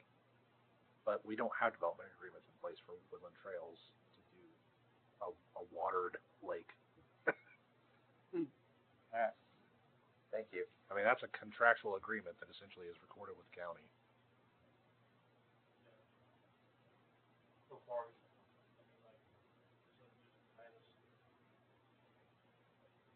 last phase, that point. Yeah. Say, you can't hold the fire at that point. It becomes tough. Yeah, I mean, because at that point, let's say developer goes bankrupt at phase 3 when the pool's supposed to go in. Whoever comes in after that, let's say that the plat is still valid, they would be forced to either do that, to finish it out just the way it was supposed to be, or they would have to come back before you all to propose a different plan. But it's either way, those are the 2 options that we would have with what I'm proposing here. As you're basically saying, in the past, we just did stick to the fire. Right. I think we want to give them that you can have some less restrictions. And without talking about an open application, because there is one that will come before us.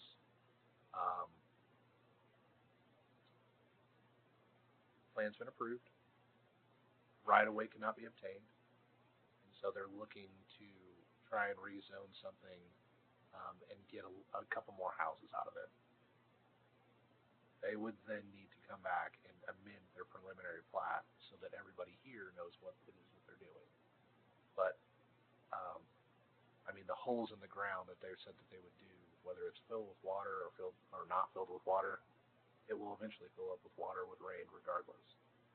I don't see that being a big enough change, but I don't see how you could say, the bike path can't be done because of X, Y, Z when you see people do it. Now, what I could see them say is, I know it said 8 feet, but can we do something smaller? Then we get into a negotiation of, okay, well, what are you going to do then? But I don't think it should have to go back before the planning commission to have those conversations. Because if they're still going to do what they're asking you to do, just in a smaller variance, I don't know that taking another 30 days to get on because you guys don't meet 2 times a month, you meet 1 time a month. And so if I can do anything to try and curtail that, because obviously time is money and money is time, I want to make sure that I have to make that determination. essentially. Is the change big enough or is it not? And that's up to me to decide, honestly. I don't know who would want to have that job other than me.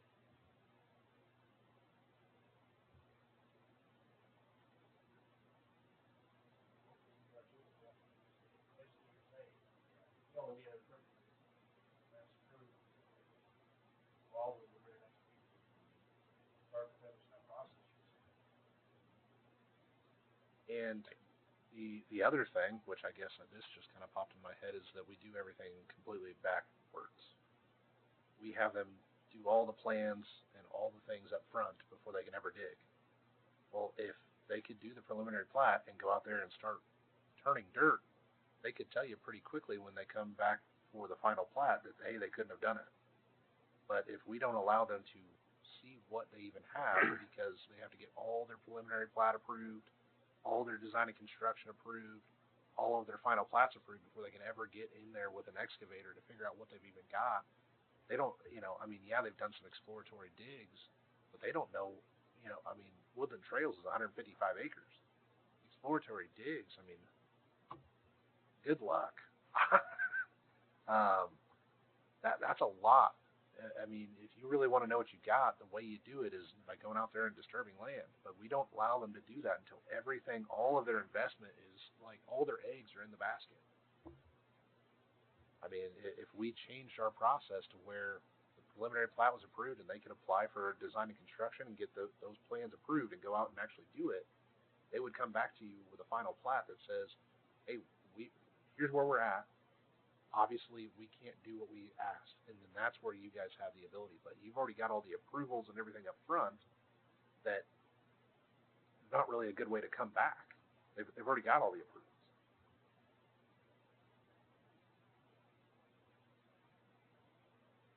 And I've talked to the mayor several times about that. Like there's things where when it occurs, things out in the field aren't always what are written on paper, right? I mean, they don't know what they're getting into until they get into it. And so if we already have a final plat that is approved and something changes out in the field, unless they send us a revised drawing, which doesn't happen, we don't have an accurate final plat out there. And that's why I'd like to change it to where the final plat is like the last thing you do before they can sell lots. And at that point, the final plat occurs right after public acceptance. So the streets are in, the curbs are in, water, sanitary, stormwater, everything's in. And then the final plat is that last step. That's where you get them. But when it's all done, they don't even know what they're getting into. They haven't even been able to put a shovel in the ground without all the approvals. I mean, it's difficult, to say the least. It's expensive, yeah, to and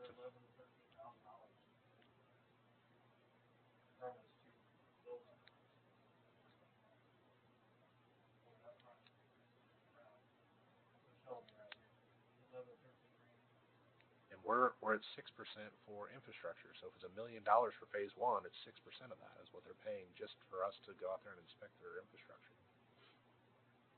I mean, there's a lot of upfront money that they front to do the process with Peculiar right now that they don't really have to do anywhere else.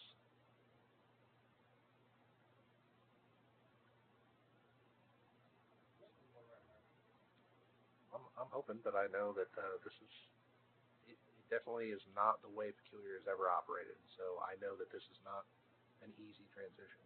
I know that, but I'm trying to hopefully make it easier for people that want to be here. I don't know what else I can do other than that.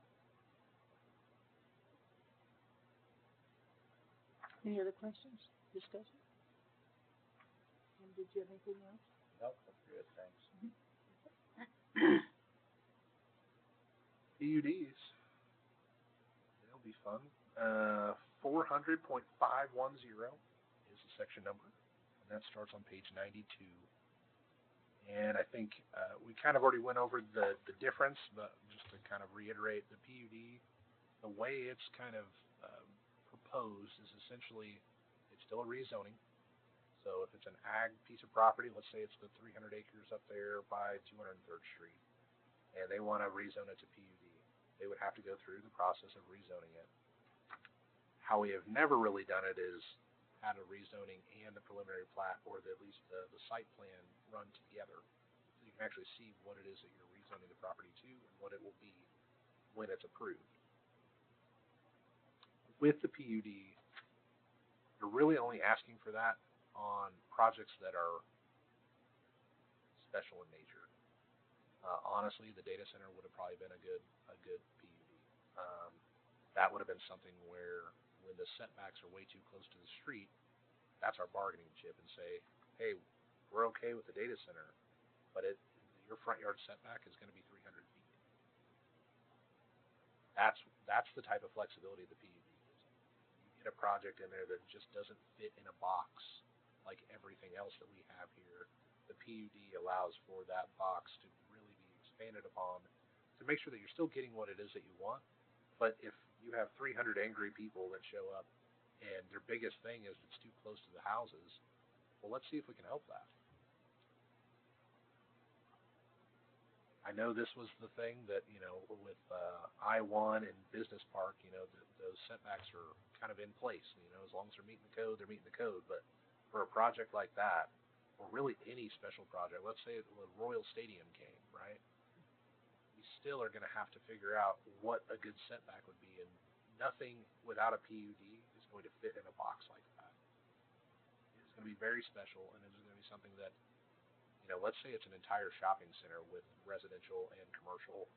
That's not going to fit in one zoning district. Like, it's going to have to be a PUD, but it's also going to tie it to the phasing schedule, the setbacks, potentially uses. You can narrow it down to, let's say it's 14,000 square feet, and you want it to be, 60% retail. You can do that. So you can kind of set different parameters, but it's also giving the flexibility that, hey, you're not going to fit into a C1 commercial district. Like, it's just not going to happen because you're trying to do residential as well, and it's not in the downtown overlay district. The PUD provides that difference. Now, I know PUDs here have been historically not great.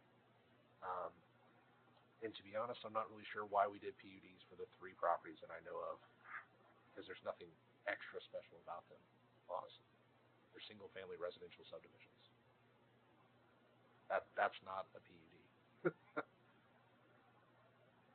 A PUD is going to be a mixture of uses that cannot necessarily combine with one another in any normal zoning district. Questions on that? I hope there's questions. Because a PUD is not simple, but it is also something that is of great tools when you use it correctly, and don't just give it to anybody who asks for it. In my mind, a PUD is kind of like an incentive without giving an incentive, right? So it's not a Chapter 100 or anything of that nature, but it's an incentive to somebody who has not come, let's say Lane 4 or, New Mark Zimmer come in with a huge project, and it's just not going to fit in a box. We want that to leave. I mean, we talk about 211th Street trying to develop.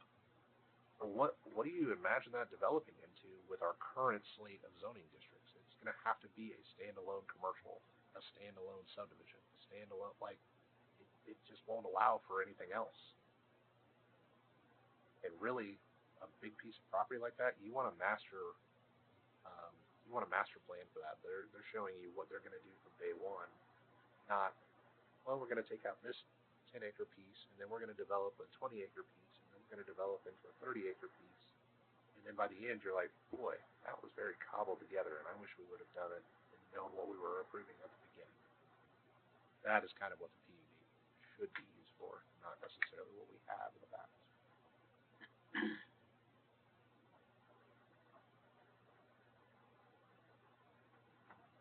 So I'm not handing out PUDs like it's candy.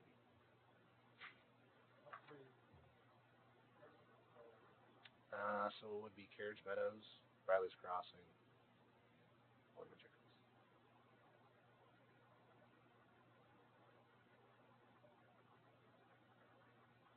Those are, in my mind, residential subdivisions. What was the third one? Windmill Estates. Oh. So I don't know why now, I think that there are some smaller lots, obviously. So if that's the only reason we did that, we could have just done R1P. That would not have had to been a PUD. And directors, but that's what it's telling. Maybe. I don't know. I don't know. I can tell you later, John, if you wanna know. I don't know how it came to be that way, but I don't know that it should have ever been. Again, PUDs are for something that like it's I don't want to say once in a lifetime, but it's a project that you're like, I don't want to lose out on this project. How do we keep it here? How do we get it here?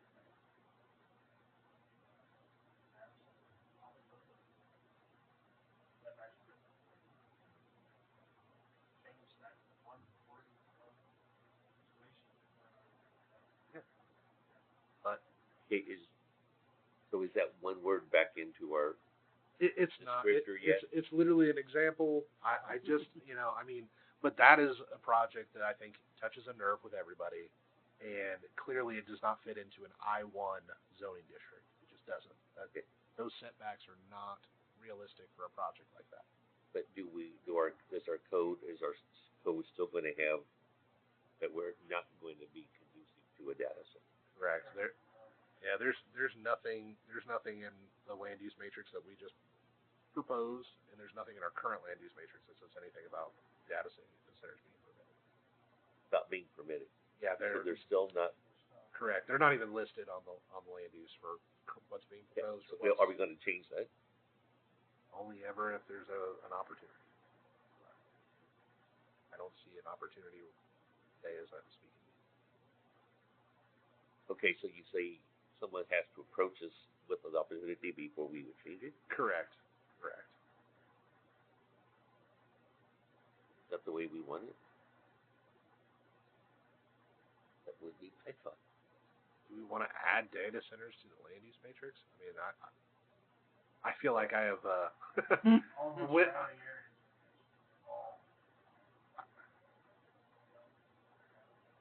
I feel like I've proposed a lot of crazy things, but I don't know that. Okay. That was That'd not my. be one of those things that would come in as a PUD. That's right. That's what I'm saying. That has the option then. Uh-huh. That's what bothers me. I know.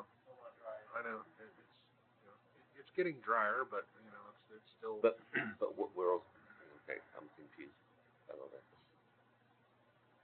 But I think what we're seeing is if the setback had been the difference had been known up front, if they had brought a PUD and the 300-foot setbacks would have been proposed at the beginning, things may have been totally different. I think so. On that specific situation, they would have, because the setbacks were so close to the Right. residents, that's when all the hype started happening, and things started, and that's when everything started to peel back all the way. What it actually changed. I think initially, if that would have been there, that would have been happy with it. Before we even heard any of the that came out of it. But now that there's a lot more education out there, I think it'd be a Yeah. different road ahead. Yeah, I think I'm not saying it's impossible. I mean, I'm I can see how I can help, but that was not something I wanted to put out there I guess I always without direction from the planning commission. Yeah, I was gonna say, please don't see what you can do to work it in.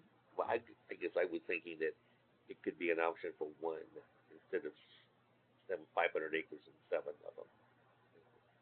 One of them on 60 acres or 50 acres or something. it's still the same land, someone's gonna wanna build something on it. They'll have something that can be placed in the right setbacks. At some point, someone's gonna wanna buy it. Someone's gonna wanna buy it. Well, or, The property owners are eager to get rid of it. Better starting. Okay, any more questions, discussion? Okay, move on, Don. Luckily these I think are going to be fairly quick. The DOD, nothing has really changed in there except for there's a couple of highlighted sections. obviously the approved land use table will no longer exist. With the 400.500, it's going to now be a couple different tables. So I just need to update that. And then temporary signs, I haven't really done anything with signage yet, which that's Article 9 in our current code, so I'm getting to it, but I have not gotten to it yet, so I've just highlighted that to kind of keep an eye and make sure that I'm coming back to that and that everything's kind of speaking, in the same language. But other than that, the DoD has not changed in any way, shape, or form as far as wording or the intent or anything of that nature. And that's going to be the same way with Peculiar Way Design Overlay and the CJ Overlay. The only thing you'll see in there is that it talks about criteria for a CP district. That will no longer be a thing. If anything, it will be like I'll probably just put in there a P district with some type of commercial use. So like a planned overlay district. But I just, again, highlighted that for my own. Remember to go back to that. And that's on page 97, by the way. Otherwise, I've really left this very much the same, guys. I did not want to touch these overlays until, honestly, the overlays, if grand scheme plan here, when the code gets adopted, my hope is to then go through a budget process and figure out how much it's going to cost to do a comprehensive plan for the city. I think we need to update our comprehensive plan. It was back in 2009, the original, and then updated it again in 2015. And so obviously building trends and those types of things have changed. And so I'd like for a consultant to kind of take a look at our updated code and kind of build upon what we have and see if we can get something a little more conducive with our comprehensive plan than what we have now. But with that, I'll have them then look at our overlays and see what needs to be changed or added or subtracted. I'm hoping they may come back and say there's too many overlays. We need to maybe get rid of a few. But we'll see. We'll see. That's kind of to be determined. But obviously, take one bite of that out of the apple at a time, and that's the code section here. But I just wanted to kind of give you where all this is headed to. So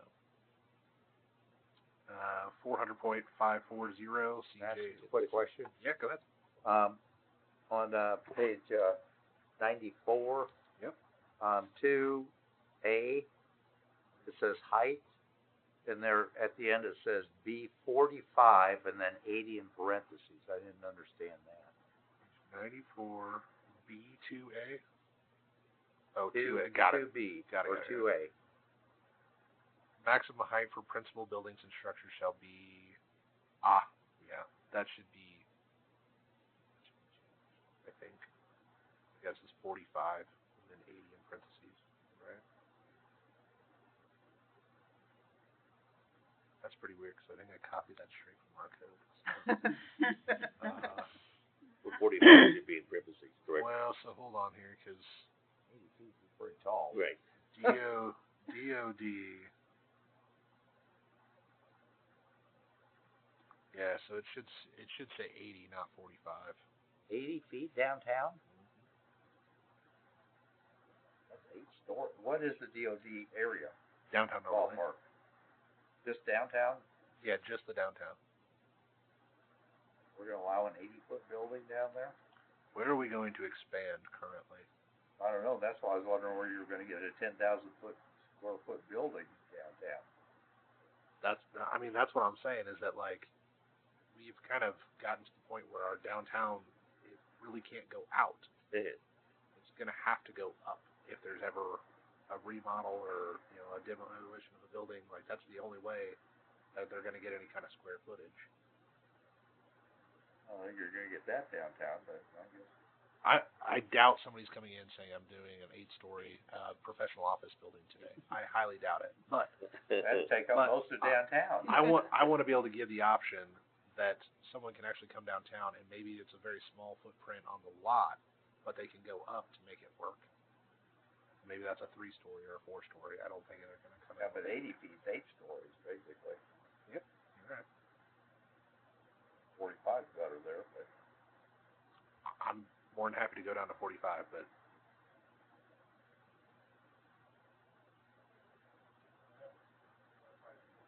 I don't think anybody exceeds, probably In the Light is probably the tallest building. With the peak. It's not very tall. But again, when you have an In the Light building that takes up almost a whole city block, I mean, it's tough to find a whole lot of room to be able to put new businesses downtown. So how do we, the only way you do that is by growing up and not out. I think it doesn't make a big deal, I guess, to me. Well, how much is a single floor? We think of 10-foot residential, but on a commercial, what is considered to be? Well, Probably 12, I mean, that's what we're using. it's really, I don't know, at least in Johnson County, we just assumed it's 12, but I mean, it could be anything. Okay, so what if you went 12 times 5 is 60? Yeah. You're at 6 stories. And In the Light's probably, what, 30? I mean, it's tall because the floors are tall, Yeah. the second floor. Well, it's got an attic. Yeah. There's like a whole living space Right. up top, but the slope of the roof and everything is kind of wonky. Right. The building's kind of But like. yeah, but I mean, honestly, that building's probably the tallest building in town. Yep. Not very tall, but If we're taking equals of, if we're calling 12 feet per story, then let's get it 12 times something to equal. It's 12 times 7 would be 84, 12 times 6 would be 72, 12 times 5 would be 60. So let's put one of those numbers in there that's going to equal story. Does that sense or is that too logical? all yield to the floor. Obviously, I put 80. So, you guys want to do 72, or you want to do 84, or you want to do 45? I'm not married to any of it.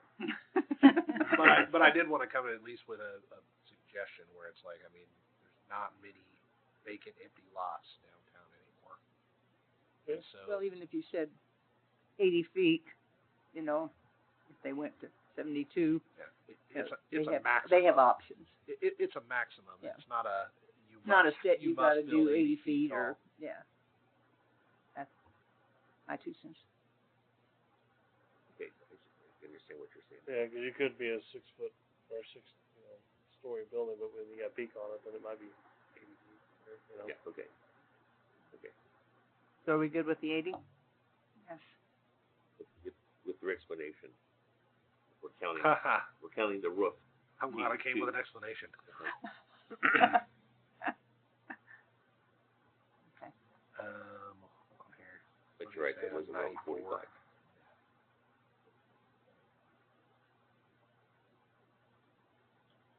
So Toby on 94. Got it. Okay.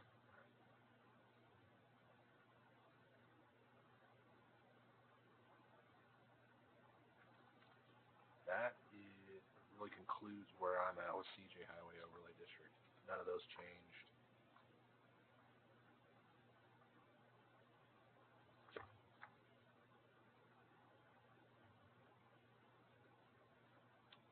Any general questions just over the whole thing? Was this too much? And this was a lot for me to absorb. Lengthy. Yeah, I had less time because I was gone last week, so I had less time to deal with it. But yeah, it was a lot. If I was really trying to study, I could just read it. But reading it is one thing. Trying to comprehend it and visualize took a lot longer than I had time for. And just an explanation of where I was coming from is that the board directed me back in June to do this. My hope was that once a month I would be able to get an article in front of you all for review. Obviously, had I not have done 5 and 6, I would only be at 4. And so I feel like I was really behind. And obviously I'm trying to stay on track a little bit. There's 14 articles in this one chapter, so I'm like almost halfway there. But since I had 2 weeks off during the holiday, I got several of these articles done. In fact, Article 7, which is parking, is very close to done, which I'll kind of bring up in my staff comments. But I just wanted to kind of give you a general brief description of kind of how we even got here, because honestly, I was planning on just doing Article 4, but since I had extra time off, I did 5 and 6. So. You are kind of married to it. Honestly, this is my second wife. I still make mistakes. But that would conclude Articles 4, 5, and 6 for me. Chairman George. You have any public comment? You enjoyed your time back there, huh?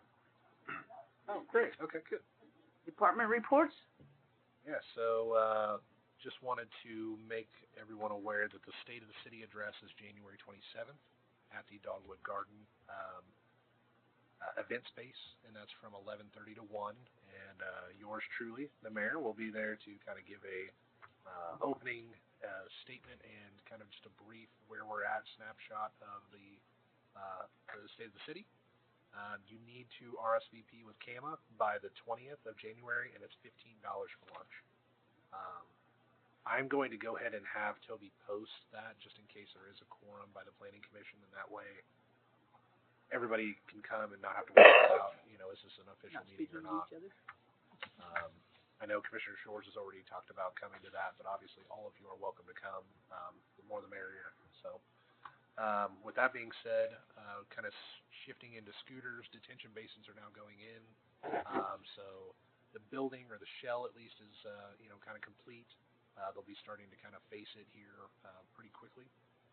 But the detention basin, which I know everyone's talked about it being built on a hill, it's because of these detention basins that are going in. So as you drive by, just kind of take a look and I don't know, it used to be a green patch not too long ago, and so they're still kind of targeting the March time frame, I think, for opening. So we're definitely excited for that.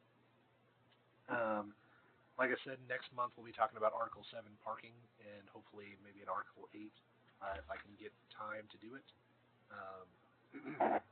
With Article 7 being talked about in parking, one of the things that was mentioned that I kind of left for this specific reason is one of our neighboring cities uses a parking maximum instead of a parking minimum. And so essentially they're saying you can only have so much parking as opposed to you must have at least this much parking. And so if that is something you wouldn't mind if I researched and brought back to you to kind of make a determination on what that might look like, definitely more than happy to do that, but I guess I don't want to go down the path if that's a crazy idea.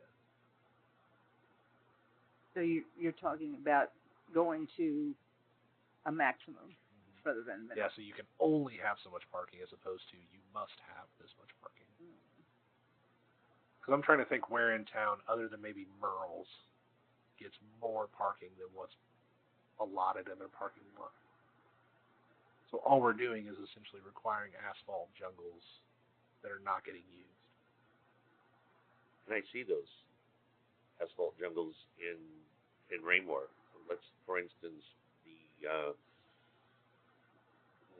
Lowe's, Sam's, Walmart. It's the Sam's, the Sam's on the west of Sam's and that professional building now where it used to be the Office Max. That parking lot that's north of them. I mean, That's that rehab or whatever it's called. I mean, there is occupational health or whatever. amount of parking Sano lot. Orthopedics. Yeah. So Now they don't have parking maximums. The city I'd be talking about is Grandview. They have parking maximums. Okay, so why would they have had that much parking in the locations that we just cited there at Raymore? What would have prompted So that? because that was part of a shopping center, I think they were looking at, they didn't know exactly who their users were going to be. And so obviously I think they wanted to go, more conservative with saying, okay, we know we can at least reach this number of people if it were completely full. Then to say, okay, we're going to go the bare minimum, and then where's everybody going to go? And potentially people are just going to go to the next shopping center because there's nowhere to park. Okay, because that one always stands out to me. And most of those big, I will say most of those big, if we were to ever get a Walmart or even Price Chopper or something like that, they typically are going to dictate their parking. They just are. I mean, that they already know that they need to have X amount of spaces to provide the X amount of dollars to cover their X amount of square feet for the building. But these mom and pop shops where it's like, the hardware store, needed to have, 17 parking spaces for what reason? I think about 5 get used, including employee parking. Dollar store same way. Yeah, but say, but if Merrill's moved across to Dollar General, then that parking lot would be full. Yeah, we never know. There's no place to park. Not really any So then, street parking. so how do you plan for that kind of stuff? So, Again, it'd be exploratory at best. I haven't really delved into it, but I know the person who specifically did the research and kind of want to pick his brain a little bit about it. Because yeah, I mean, I'd rather see more building than more parking spaces, honestly. Even if that's another multi-tenant building, you make a standalone building a multi-tenant because you don't have to have that much parking. well, I'm also looking down at behind the subway where the new dentist office is. Down there, Exuberance There's- amount of parking. what? Exuberance amount of parking. Yeah, it goes way down there. Well, that was originally supposed to be a little strip mall. Right. But I'm That was saying, developed. okay, when I've been there with the dentist, that's pretty full. Every time I've been there to do an inspection or something, it's typically not. But Okay. maybe it is at night. I don't know. Well, okay. Because I was wondering why that didn't have more. I guess is what I'm saying when I was there. Sure. Uh, Sure. Well, and those are hard too. It's definitely harder when you start getting into, okay, it once was this and now it's that. Yes, that's the. And obviously, one use requires more, one use requires less, and what do you do when there's only so much spot on the lot to do it? Yeah. But I think those parking maximums come into play when it's a new development, not necessarily existing development. But I'd like to delve into it and see what I can find. But if it's a crazy idea, just tell me to walk away. I promise I can find time to do something else. Do we have any I'll concerns or listen to questions? it, but Okay. What did you say? Did you listen? I'll listen to it. Okay. Okay. I wouldn't, I Not wouldn't saying spend no. weeks on it, but I think it's. I was gonna say I don't think it'll take weeks. It's just I need to carve out some time and just read it and see. You know, see what they're- Grandview's a lot tighter area in there too. Sure. So they've got to be more protective of what they can do and how they're Yep. going to do it and stuff. I just, I mean, obviously most people get around by car here. I get that, but at the same point, I think that there's more parking lot than buildings here. And I don't know if that's for good reason or not, but that's for us to determine. And I feel like it's kind of an outside the box thought. And if that provides another option, then maybe. But You know, it's not when an I option. used to go up to the Dollar General over there before it became the hardware store, I always thought it was hard to find a parking spot a lot of times.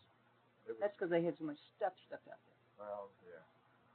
Well, no, actually, it was on the sidewalk there. They didn't have so much. It was kind of tight for parking at times. It's an awkward parking lot. Yes. When you back out of it, it's hard to back out. Yes. It is an awkward one. Last thing for me, just hope everybody had an excellent holiday, and we're looking forward to what we can do in 2026. That would kind of conclude my report, but obviously I have to answer any questions. In some note, you talked about the conference, national conference. Yeah. Is there a date for that? So typically, so it won't be this year. It'll have to be next year, just because I already budgeted for our building inspector to go to his conference, and then for our code enforcement officer to go to a conference as well. I kind of feel that taking care of my employees is a little bit more important than taking care of me, but the point is hopefully get them some training so that hopefully next year I can do some training, and that way I'm not leaving City Hall too short-staffed in any way, shape, or form. But I can give some dates when I have them. I'm just wondering, what month or the year or whatever I'm looking at. The second I can find it. The new budget starts October 1st, so it still could be this year. Depending on when the conference is. But actual budget starts October Isn't it 1st. spring? I thought it was. So it says April of 2026, so it would be next April. Now this one's in Detroit, so I kind of skipped that one to be honest. That one didn't have a whole lot of fluff for me, but You're going for the wrong reason, it sounds like. I want to learn. you know, I don't think we have Detroit type issues. What do you mean? You want to wear your pink shirt in Florida? Just say it. It'll be May 15th to the 18th, 2027 in Houston, Texas. That would be where that one. And we are pretty close to being like Houston, so I mean, At least that one's kind of fun to hang out in. I like that one. I think I can find myself doing a few things outside of a building. Did you want to? Yes, say I anything will about address this? that as well. Last month we had our annual meeting with the meeting dates and deadlines calendar. If you were actually putting them in your calendar, you might have found that there was not a date for October. I have inserted that in your new calendars. I will update the website with the correct calendar, but that was a misstep on my part. So, but that is why that is on your calendars or on your desk. Any commissioners' comments? I have a quick question. I don't know if this is the right place, but I noticed when you're coming southbound on 71, where it says, the City of Peculiar, that sign, the flag, were they replacing the flag today? I saw some cranes out there. It looks like the reason I asked, I have a neighbor of mine who's a vet, and he approached me last week, and he said, that flag is in disarray. He said it needs to be replaced, and it's right there where the City of Peculiar sign is. And I said, well, I haven't looked at that. So as I was coming home today, I was further north, and it was down, and there were trucks there with big long poles, and I wondered if it was getting replaced. I don't know. But it needs to be replaced. Yeah, I did. I can send an email to our parks director. Yeah, I didn't know who to ask. Okay. Yeah, it really was torn up pretty bad. Yeah, Jason Long would be the one to do all the flags. Okay. Anybody else? I have a quick question. Yeah. On Knight Road, what are they doing in that one spot right there? I think it's Knight Road. Right there on the corner. Uh-huh. So that was a staging area for Spire Gas. Oh. Because they were installing a bunch of gas line on the south side of the road. But then also MoDOT was doing their overlay for Double Y. Yeah, I so saw it. there was a lot going on. Well, I was going to say, I didn't remember us talking anything about it, and I thought, well, gosh, and I went out that way the other day, and I thought, I got to remember to ask that. Well, Spire forgot to ask about permission for a land disturbance permit, so we kind of had to get with them and figure out what the miscommunication was, but we got to figure it out. So. And then the second thing, where are we, or have I just slept through it, on the sign for down there for the storage areas? Have we done it? I mean, I thought that was approved, but this sign disappeared. Oh, are we talking about the billboard? Yeah, yes, I'm sorry, billboard. Yeah. So is that That has been a mess, to be honest. Like, the special use permit was approved. We then issued the building permit. Oh. However, when they went out there to do locates, they found out that the billboard is actually in the middle of a sanitary sewer easement. So that's what happens when you don't do your due diligence up front, and you do your due diligence right before you get there. And so they've been working with staff to try and figure out what the alternative is. So that's putting it nicely. There's been a lot of back and forth. Oh, that's too bad. It's a recent mess. Because, I feel sorry for him, and I feel sorry for us, because we spent a lot of time on that. Yeah, we spent a lot of time. And, and he We're spending a lot of time on it right now. Okay, well, I appreciate that. Sure. I'm sure he does. I just wanted to, go ahead, I'm sorry. I hope so. I forgot at our last meeting to thank everybody, and what a fine job the city did with the Christmas downtown, the Mayor's Christmas tree lighting. I thought everything couldn't have been any better.